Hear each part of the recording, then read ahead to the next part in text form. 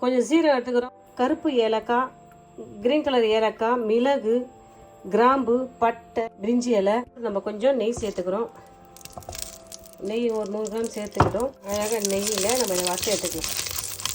வெள்ளை மிளகு, கருப்பு மிளகு, பட்டை, கிராம்பு, ஏலக்காய், பிரிஞ்சி இலை எல்லாத்தையும் சேர்த்து 1 கிலோ அளவுக்கு மட்டனை க்ளீன் பண்ணி வச்சுக்கிறேன். மட்டன் நம்ம சேர்த்துக்கலாம்.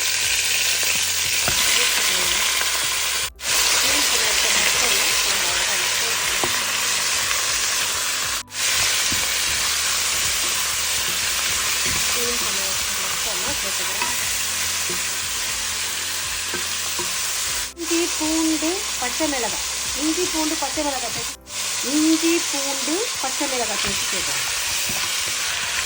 இஞ்சி பூண்டு பச்சை மிளகாய் சேர்த்து நம்ம அழகாக வதக்கிக்கலாம்.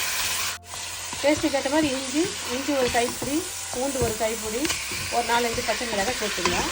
இல்லை மிளகுத்தூள் சேர்க்குறேன். நான் இது மிளகுத்தூள் பச்சை மிளகாய் சேர்த்துக்கலாம். சேர்த்துட்டு இதை நம்ம அழகாக கிண்டி விட்டுக்கலாம். உப்பு சேர்த்துக்கலாம். உப்பு சேர்த்து எல்லா மசாலாவும் அந்த கறியில் படுறது நம்ம சும்மா ஒரு 2 நிமிஷம் கைவிடாத அப்படியே நம்ம இந்த மட்டனை இந்த மசாலாவில் போட்டு வதக்கணும். எல்லாம் சேர்த்து நம்ம உப்புறம் சேர்த்து நம்ம இதை அழகாக வதக்குறோம். அப்படியே 2 நிமிஷம் கைவிடாத இதை வதக்கணும்.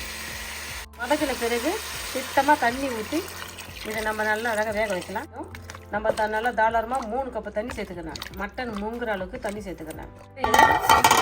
போட்டு இதை வேக வைப்போம். நல்லா வேக ஒரு 100 கிராம் அளவுக்கு பாதாம் பயிரை எடுத்து தோல் உரிச்சு பாதாம் பயிரை தண்ணியில் ஊற வச்சு எல்லாம் ஊறிச்சுட்டு அப்படி வந்துடும். அப்படியே தோலெல்லாம் நம்ம எடுத்துட்டு இது வந்து இப்போ அரைச்சி கொண்டு வந்துட போகிறேன். பாருங்க திட்டமாக நம்ம அரைச்சி எடுத்து வந்த பாதாம், அந்த பாதாம் பேஸ்ட்டை நம்ம எல்லாம் சேர்த்துக்கலாம். எல்லாத்தையும் சேர்த்துக்கலாம். கொஞ்சம் தண்ணி லைட்டாக கழுவி கறியை ஊற்றிக்கலாம். ஒரு 100 கிராம் அளவுக்கு நம்ம மஞ்சள், ஒரு பாதாம் பயிர் அரைச்சி அளவுக்கு கருவேப்பிலை, கொத்தமல்லி தழை சேர்த்து நம்ம இதை அழகாக வதக்கிக்கலாம். லைட் பாருங்கள் எண்ணெய் அழகாக மட்டன் சூப்பராக அழகாக வந்துச்சு. இதை வதக்கி வச்ச இந்த பாதாமை இதை ஊற்றிக்கலாம். சேர்த்துட்டு ஒரு கிண்டிக்கலாம். சும்மா இது மேலே கொஞ்சம் மிளகுத்தூள் போட்டுக்கலாம். மேலே அப்படியே கொஞ்சம் மிளகுத்தூள் ஒரு மட்டன் கிரேவி பண்ணிட்டோம் பாருங்க. மட்டன் சூப் சாப்பிட்டு பார்க்கலாமா?